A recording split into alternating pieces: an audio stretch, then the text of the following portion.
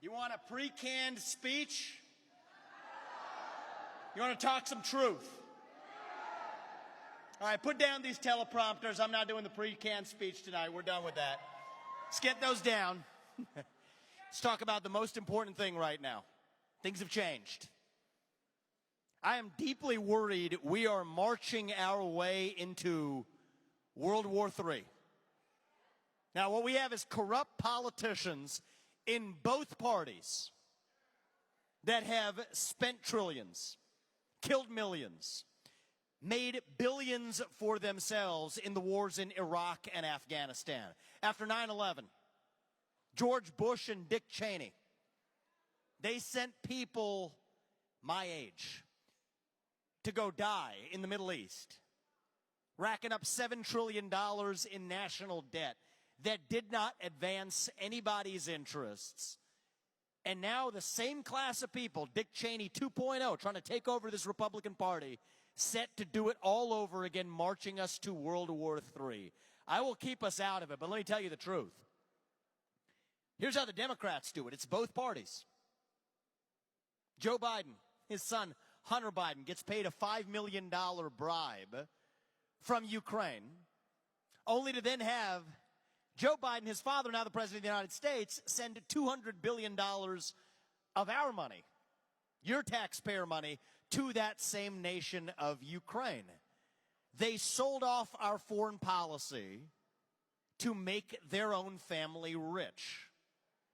And it's wrong when the Democrats do it. But here's the dirty little secret. The Republican Party hasn't been that much better since that same era. I want to hear about truth. We're going to talk truth tonight. One of the people who chose not to show up today, running for U.S. president in the Republican Party, has been Nikki Haley. Military contractor, making millions after leaving the UN.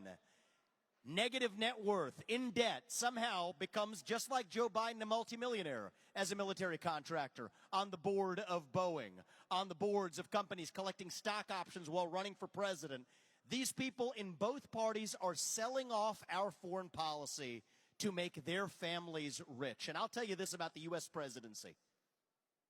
I'm a father of 2 sons. My moral obligation as a father is to my 2 sons.